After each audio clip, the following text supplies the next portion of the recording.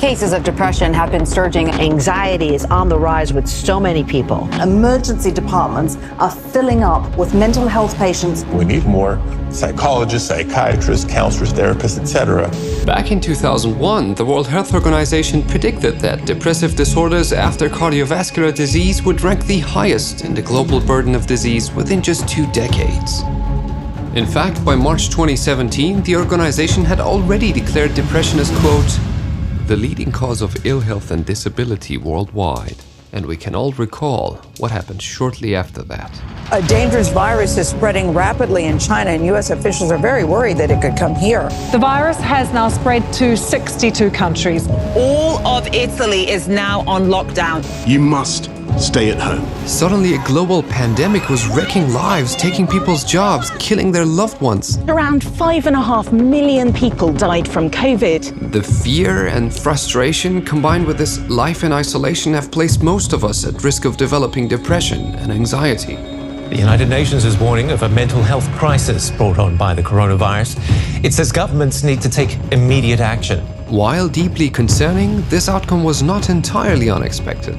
After all, disaster, loneliness, and loss are traumatizing experiences with direct consequences on our mental health. But perhaps what calls for an even greater concern is that despite this undeniable correlation, negative life events don't necessarily exist among the main factors when it comes to causation.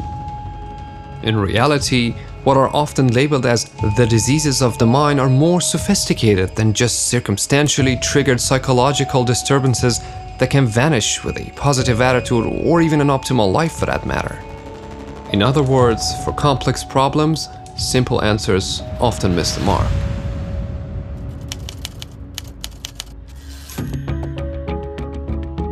When dealing with an invisible illness with such a variety of underlying causes, suggesting the right course of therapy and effective treatment is easier said than done. Every healthcare professional in this field knows just how challenging that can be. But beyond the more obvious obstacles lies a very crucial and yet overlooked setback, one that may be as invisible as the illness itself. To unravel it and gain more insight, we must journey far back in time and look for its origins. In ancient Greece, they had a rather peculiar way of looking at all illnesses in general. Based on their phenotypic observations, they adopted a so-called humoral theory, which, contrary to its name, they were pretty serious about. It was believed that a healthy human body should have a balance in its 4 bodily fluids or humors, which included blood, phlegm, yellow, and black bile. According to Hippocrates, a depressive mood is thought to have been caused by an excess of black bile, leading to the term melancholia, which by the way literally means black bile in Greek. Very imaginative. Now, if a diagnosis like this, based on someone's imbalanced humor, indeed sounds like a joke to you, I should warn you, because the offered treatment was far from funny. In order to drain the blood out of its, excess black bile, bloodletting was being practiced, which unfortunately had often led the patients into hypovolemic shock, a condition where the organ starts to fail due to lack of oxygen and nutrients that have otherwise been carried to them by the blood. Now, you might have been lucky if they just let you bleed. You see, humoral theory was pioneered and adopted by philosophers and medics, the bright minds of the time. Society, on the other hand, stigmatized and condemned the mentally ill as someone who is possessed by their inner demons, deducing their suffering was a punishment by the gods as a divine retribution for their sins. As such, they were being rejected and exiled, imprisoned, tortured, and even put to death. During the Middle Ages, when religion had the highest authority and power, this view was amplified even further. Individuals who were already suffering from within had to endure additional torments, facing being burned at the stake or thrown into penitentiaries and madhouses where they were chained to their beds. Driven by the Age of Enlightenment, in the late 1700s, attitudes towards mental illness finally began to shift. No longer seen merely as a manifestation of a wicked soul, the idea of mental disorders as possible psychophysiological diseases has gained acceptance. This newfound understanding has paved the way for better and new asylum institutions, advocated a compassionate view, and called for more humane instead of harsh treatments. However, what followed over the next 2 centuries marks indeed one of the darkest chapters in mental health history. The asylums, once intended as places of care, soon turned into notorious warehouses where patients endured brutal therapies and became subjects of unethical experiments. One such barbaric practice was known as the Cox chair, a rotating therapy first proposed by Charles Darwin's grandfather Erasmus and implemented later by English physician Joseph Cox. Patients in Cox chair were spun to the point of vertigo, vomiting, losing their sight, and even the control over their bowel movements. With gradual industrialization and advancements in mechanics, various forms of coercive hydrotherapies were becoming the norm, such as the bath of surprise, where you'd suddenly fall and submerge in ice-cold water with no prior warning. Whether diagnosed with manic or melancholic depression or just for insomnia, residents of mental hospitals went through humiliating cold showers, getting sprayed on with high-pressure cold or hot water, getting wrapped in wet sheets. Sometimes they had to lay in water for days, only allowed to leave for toilet breaks. Though cold and heat exposure, when done correctly and with consent, could actually offer health benefits, in this quest for a cure, things took an even worse turn in the 20th century when progress in medicine gave room to new and riskier interventions. With the discovery of insulin, for example, Austrian psychiatrist Dr. Manfred Sacker introduced insulin shock therapy. What kind of hell would that be? A method that used large doses of insulin to intentionally send schizophrenic patients into a coma in a pipe dream that they wake up renewed and free from insanity. In 1907, an American psychiatrist, Dr. Henry Cotton, based on the germ theory of disease, hypothesized that mental illness is caused by infection. And to prove his point, he didn't wait for antibiotics to be developed. Instead, he decided to remove the alleged source of infection with surgery. As the head of the New Jersey State Lunatic Asylum, Dr. Cotton, with the help of his staff, began to remove just about any organ, from the patient's teeth, tonsils, stomachs, and spleens, down to their colons, ovaries, and testicles. The tragic irony wasn't that you're now supposed to live a happier life as a eunuch, but it was losing half the patients to postoperative infection whilst trying to get rid of their infection. This risky surgical approach has luckily failed to achieve global acceptance and was discontinued at the mentioned hospital by 1930. However, I wish the same thing could be said about the next one, because looming on the horizon was none other than the infamous lobotomy. A psychosurgical technique that required psychiatrists drilling holes into someone's head in order to physically destroy the connective tissue between the frontal lobe and the rest of the brain. But even more shocking than that is the fact that the Portuguese neurologist Dr. Antonio Egas Moniz, who popularized this dangerous and morally questionable method, was granted the Medicine Nobel Prize in 1949. Huh? That's like giving the Peace Nobel Prize to someone that, well, looks a bit like him. But anyways, this gets even crazier when an American neurologist, Dr. Walter Freeman, stumbled upon an ice pick one day and realized, bet I could lobotomize people using this. Forget fancy surgical drills. If I just managed to jam this ice pick in someone's eye socket and use a hammer to break through the thin layer of a skull there, I get the job done in under 15 minutes. Why bother a whole surgical team when most psychiatric hospitals back then didn't even have an operation room? What they all had instead? That's right, electroconvulsive shock machines. So why not just zap them till they pass out, instead of hiring an anesthesiologist? When the patient shows signs of returning consciousness, a second convulsion is administered. Usually 3 successive convulsions are necessary, but in old people a single one may be sufficient, while in a sturdy young person 4 or even 6 convulsions may be administered without danger. This method was called transorbital, aka ice pick lobotomy, and Freeman literally used an ice pick for his first procedure on a 29-year-old woman with severe depression. You see, Freeman didn't think like a surgeon because he wasn't one. He did not complete any formal surgical training, but boy, he was a pro when it came to marketing and showmanship.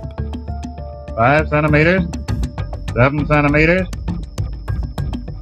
and the deep frontal cut. Freeman began traveling around the country to do this quick lunatic fix in different asylums. He set a record by lobotomizing 25 patients within one day. It's estimated that worldwide around 60,000 were lobotomized before it was fully banned, with its use persisting in some countries up until the 1980s.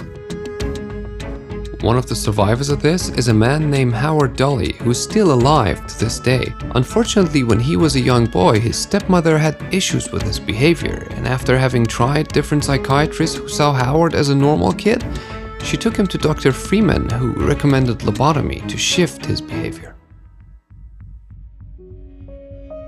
I remember arriving, I believe, in the family station wagon. I was checked into the hospital. I was only supposed to go in for tests. I had no clue about the lobotomy at all. I was 12 years old. I do remember that they gave me electroshock. I think I was horrified when I was getting the shocks because they were intense and I didn't understand them. I just wanted them to stop. And then they did the ice pick procedure in less than 10 minutes. I did not know even after the lobotomy that I had a lobotomy.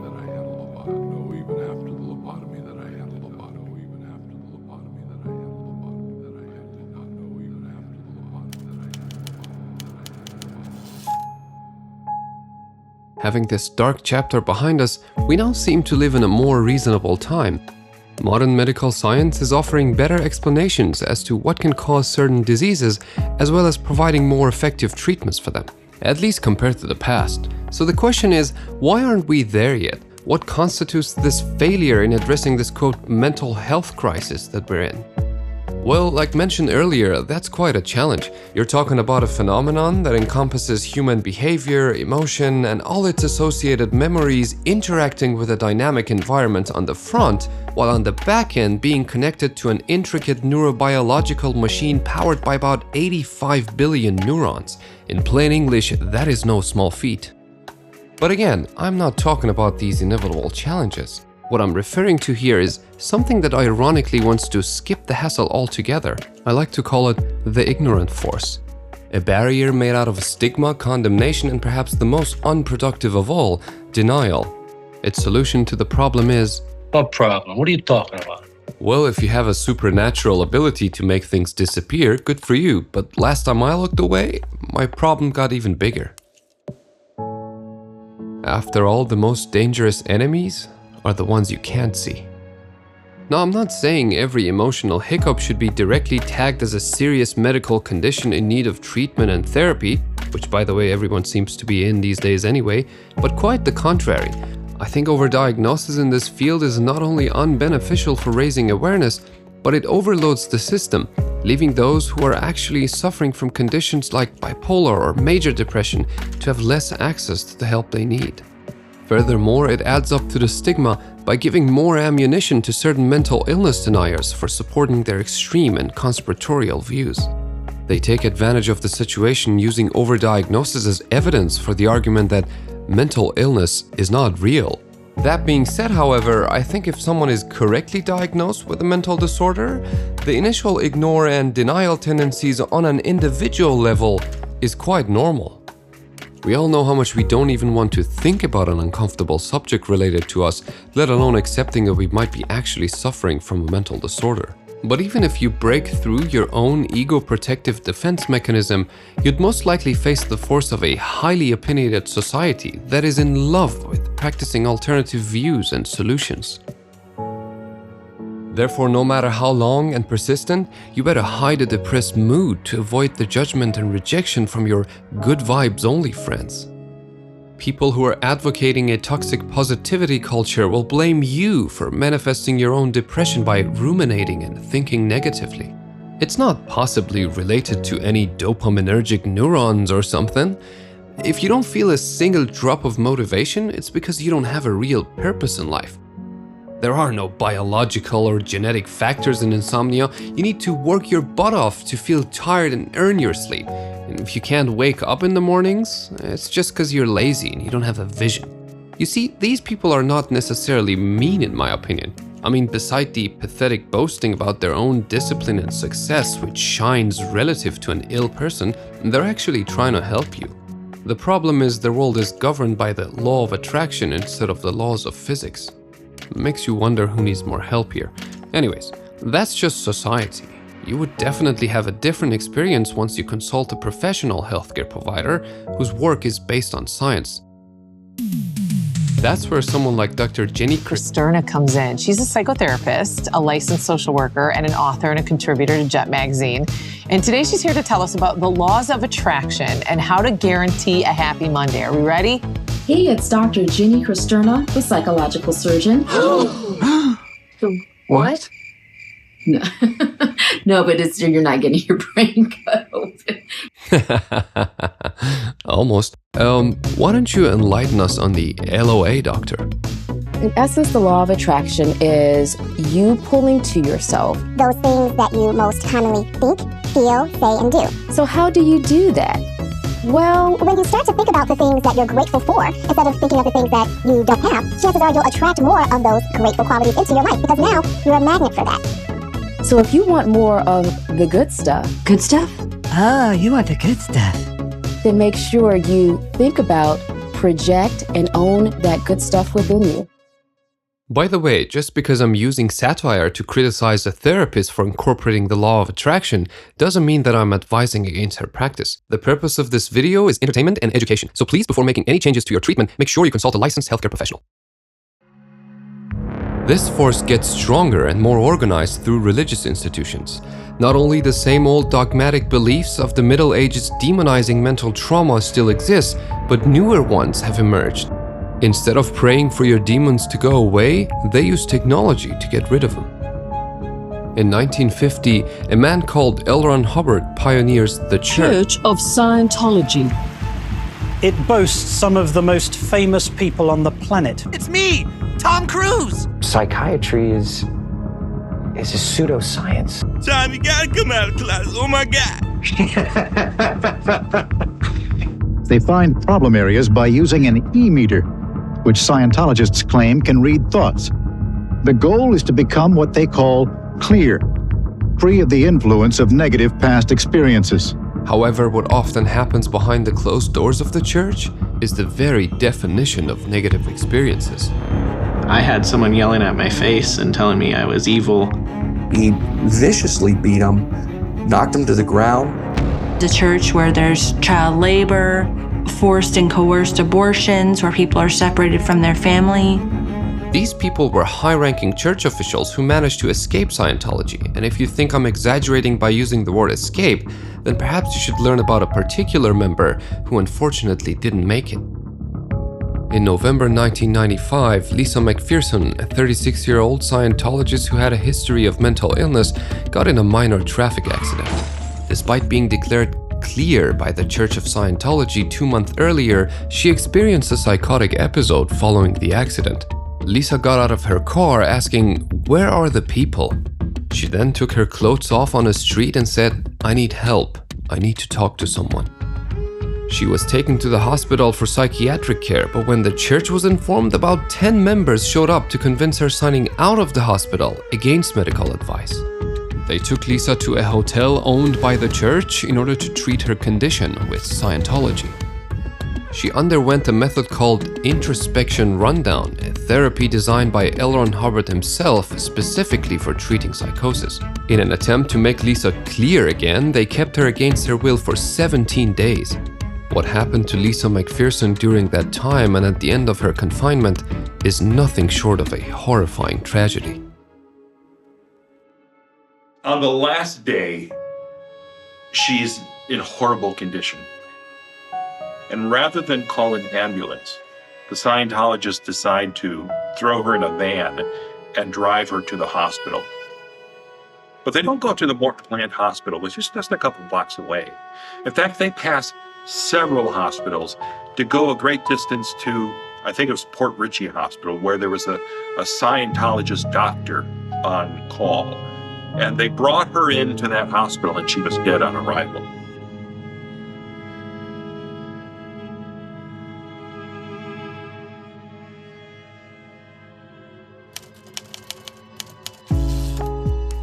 Perhaps one could argue that what's even worse than religion in this field are academics who are mental illness deniers.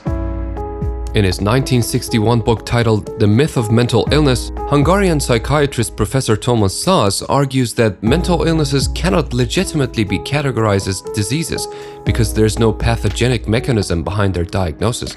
Therefore, only physical illnesses are real, and the so-called mental diseases are, quote, counterfeit or metaphorical illnesses.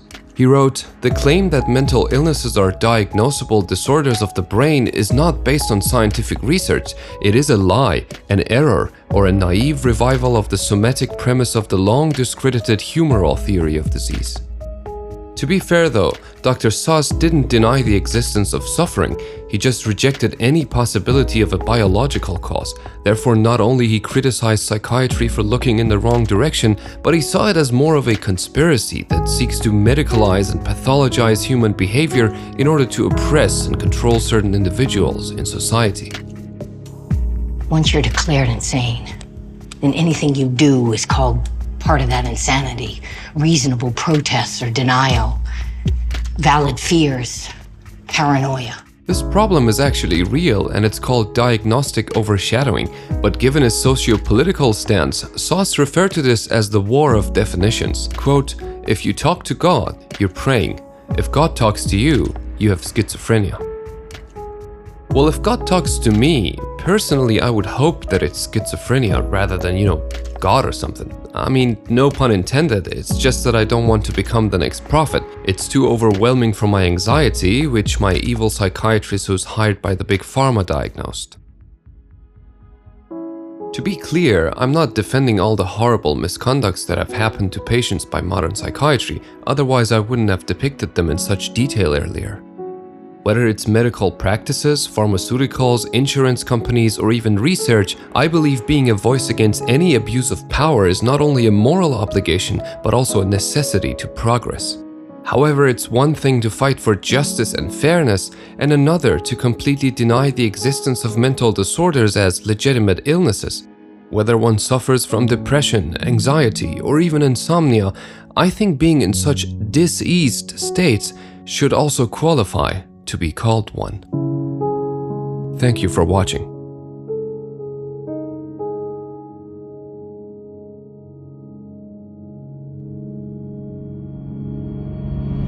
Hey, I really appreciate you sticking around till the end. This was my very first YouTube video and I truly hope that it won't be the last.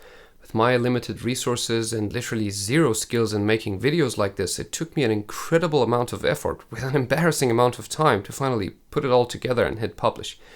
But to be able to continue, I honestly need help. So if you'd like to support me by participating in the research and production, or if you just want to help keeping the lights on, please use the link in the description to join my Patreon. Any amount of help would be highly appreciated. Thank you, my friend, and until next time.